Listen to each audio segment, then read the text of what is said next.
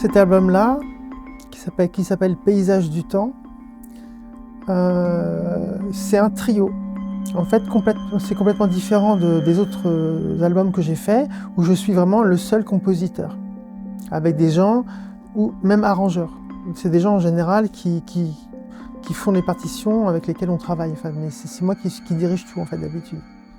Et là, il s'est trouvé que c'était un peu par hasard, c'est que j'ai déjà fait un album en fait de 42 minutes en m'inspirant des Allemands des années 70, le Krautrock surtout, avec Kahn, Kraftwerk, etc.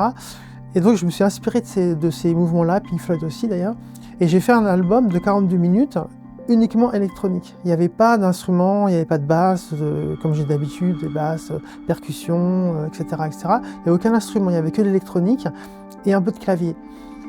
Et donc j'avais fait un album comme ça, et finalement, ensuite, l'idée, c'était que mon ami, sur cet album-là, qui moi me semblait pas mal, mais j'étais pas encore convaincu.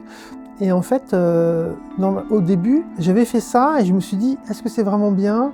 J'ai pas de recul, donc j'ai fait écouter à ma femme, à Tiffen, l'album, et elle m'a dit, en fait, ça fait trop Pink Floyd, ça fait trop Klaus Schulze, ça fait trop, en fait, on voit trop les influences, mais elles sont trop fortes. Donc du coup, elle m'a dit, mais en fait, tu devrais le retravailler, parce que tu as de quoi faire un album vraiment super bien, si tu le retravailles. Et surtout, tu pourrais inviter des amis à toi, des musiciens qui sont des très bons musiciens, comme Marc Sarasi qui joue du piano, et Loïc Schild qui joue de la batterie et des percussions. Et là, du coup, je me suis dit, ah, c'est une très bonne idée. Et donc, j'ai complètement retravaillé l'album, et j'ai invité Marc et Loïc à jouer dessus. Donc ce que j'ai fait ensuite, ça ressemblait pas du tout à du krautrock finalement. Vraiment, il y avait beaucoup de bols tibétains, du vent, des éléments comme ça. Et finalement, en fait, on a enregistré le piano et la batterie. Et au final, ça faisait plus du tout krautrock finalement. Parce que Marc Sarasi, donc j'avais l'album, je l'avais coupé en deux, j'avais deux parties. Et Marc, je lui avais dit, tu as carte blanche. Tu fais du piano sur cette partie-là, tu fais ce que tu veux. Pour la première partie, Loïc, par contre, était très dirigé. J'avais refait des claviers et je lui avais dit, tu joues des percussions sur les claviers, là, quand ça s'arrête, tu joues de la batterie, etc., etc. Donc, il était vraiment très dirigé.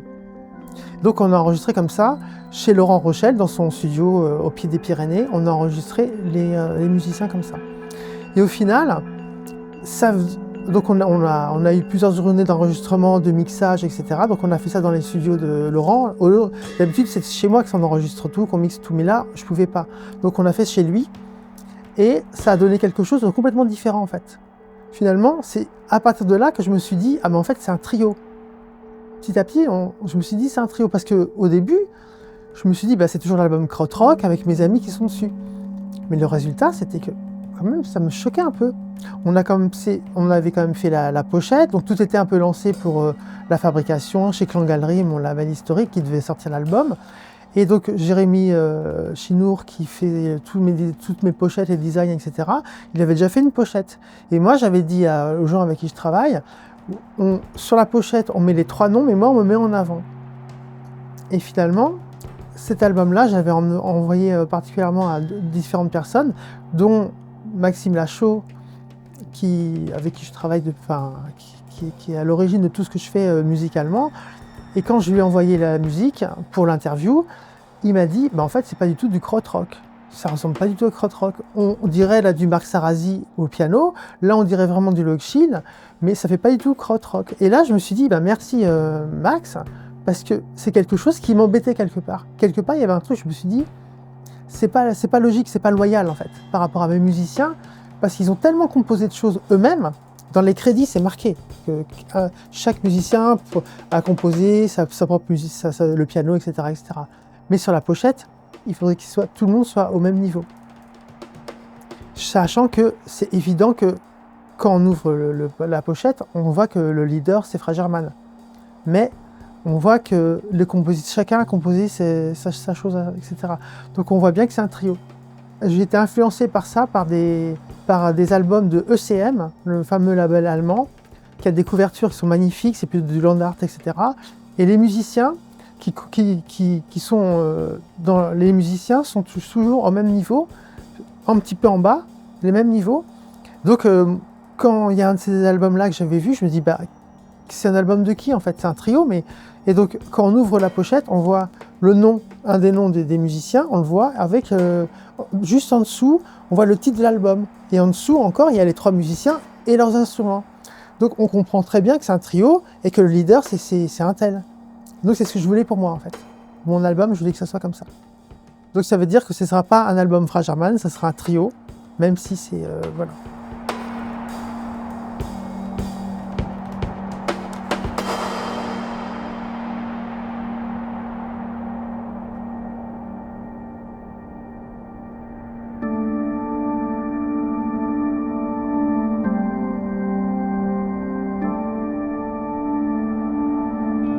Paysage du temps, pour moi, c'est complètement science-fiction en fait.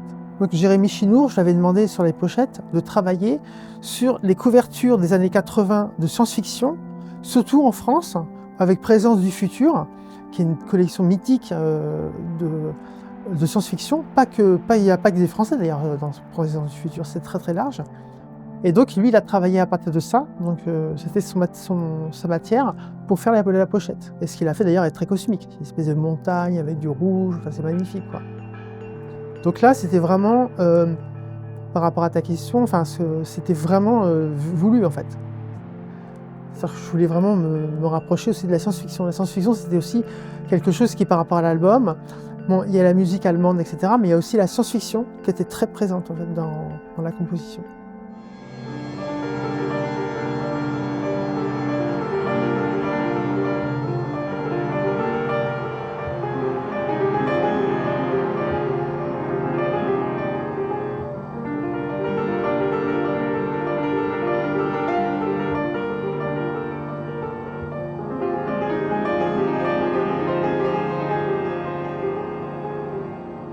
J'avais aucune image. J'avais c'était juste des mots qui me parlaient, mais j'ai pas eu d'image en fait. Et quand Jérémy a livré entre guillemets sa pochette, je me suis dit bah, c'est exactement ça. C'est parfait ce qu'il a fait par rapport au paysage du temps. Mais j'aurais pas imaginé. Moi, j'avais pas de, je me suis même pas replongé dans les pochettes de Présence du futur en fait. Historique, j'en ai beaucoup chez moi. Mais j'ai pas regardé ça en fait. Je voulais vraiment que Jérémy, lui, il fasse son choix lui-même en fait. Il regarde ça et après il compose quelque chose. Je voulais pas interférer du tout dans son choix. C'est comme ça que je travaille avec pas mal de personnes en fait. C'est que j'aime bien que les gens puissent, enfin, entre guillemets, s'épanouir, mais faire vraiment ce qu'ils ont envie de faire avec des directives, mais qui sont plus ou moins larges, quoi.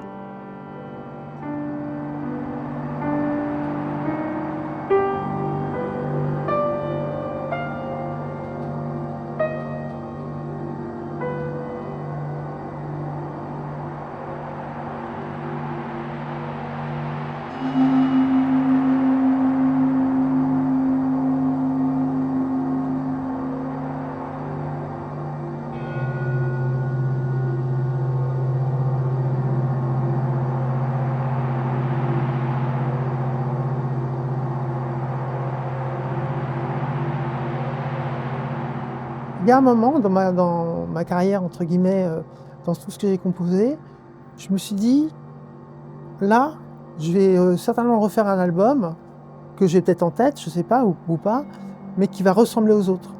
J'ai eu peur de vraiment me répéter, avoir toujours les mêmes peut-être percussions, les mêmes orgues, etc., les mêmes musiciens.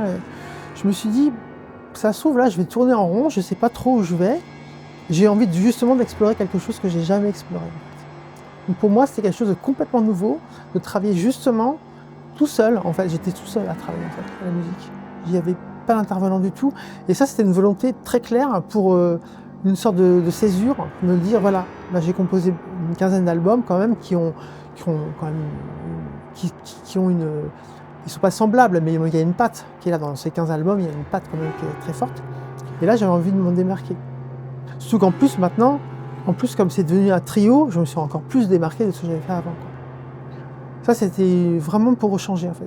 J'avais besoin de changer ma façon de travailler en fait. C'est pour ça qu'électronique, c'est très nouveau en fait tout ça.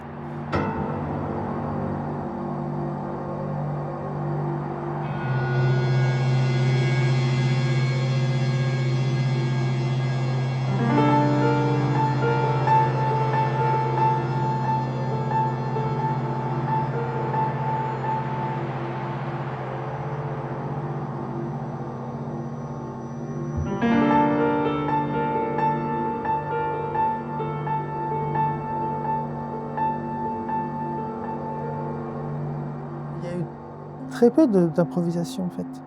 Parce que Marc Sarasi, le pianiste, qui avait fait la deuxième partie, il avait tout. Enfin, il n'a pas improvisé en fait, lui, il a composé vraiment. Il a composé une œuvre qui lui est complètement. C'est à lui en fait, c'est son œuvre en fait.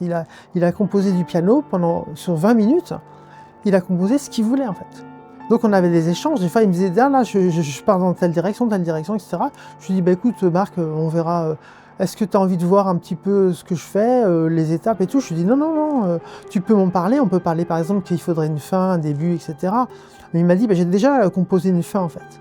Donc en fait déjà quand il a commencé à composer, il m'a dit il faut que je sois vraiment au top au piano, ça fait assez longtemps que je n'ai pas pratiqué, donc il a fait des gammes, il s'est improvisé, puis à un moment il m'a dit ta musique, parce qu'il jouait sur ma musique en fait, il improvisait sur ma musique, sur les drones, etc. Et donc il m'a dit ça m'inspire beaucoup. Et donc il est parti sur une direction qui était à lui seul en fait, mais il a composé sur la musique, donc il s'est servi en fait comme des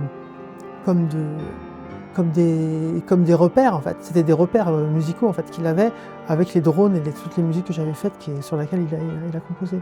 Mais il était libre complètement de faire. Donc il n'a pas improvisé, il a vraiment composé.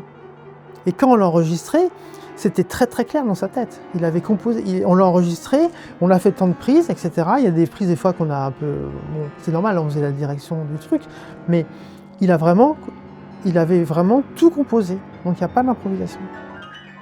Et Loïc, au départ, qui lui a fait la première partie, c'est un peu pareil. Il a testé quelques percussions, on les a testés ensemble, et puis il y a un truc qui allait bien, c'était les métallophones qui étaient dans la partie où il y avait les claviers, donc ça c'était très, très sérieux. Il devait jouer à tel endroit, mais c'est lui je ne lui ai pas fait de partition. C'est lui qui a fait des différents essais, je lui ai dit ça c'est bon, etc. Et il a joué. Et la batterie c'est pareil. Donc c'est vraiment des compositeurs. Il n'y a pas d'improvisation en fait.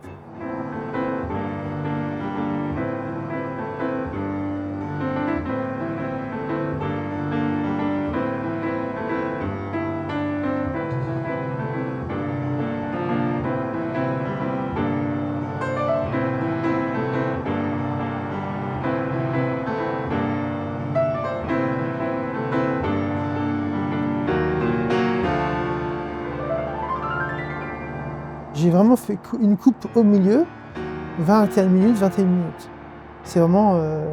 Et puis je pense que c'était plus pratique aussi pour, entre guillemets, la promotion, pour la diffusion, etc. C'est plus pratique d'avoir 2 parties de 20 minutes qu'une partie de 42 minutes. C'est un peu, quand même, c'est beaucoup, quoi. Faut être très, très... C'est beaucoup pour l'attention, en fait.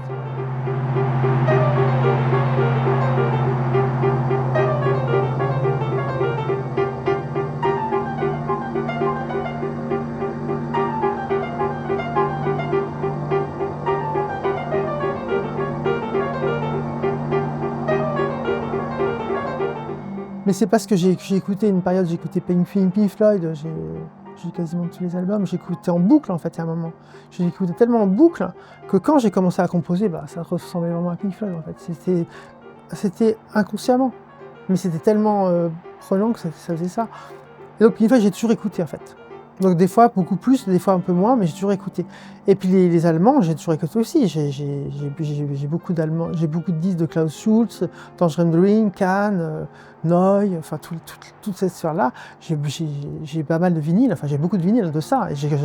Et c'est des musiques que j'écoute tout le temps. J'écoute tout le temps ces musiques-là en fait. Il n'y a jamais de répit, il se passe pas un mois sans que j'écoute un de ces albums. Donc c'est vraiment, ça fait partie de ma culture en fait. Seulement, effectivement, dans tout ce que j'ai composé, il n'y avait pas l'influence n'était pas là. L'influence, elle a été juste pour cet album-là, en fait, pour Paysage du Temps. Là, l'influence était de tout ce que j'avais finalement écouté depuis des années et des années. Il y avait un espèce de creuset comme ça qui s'était fait, et puis hop, j'avais sorti quelque chose.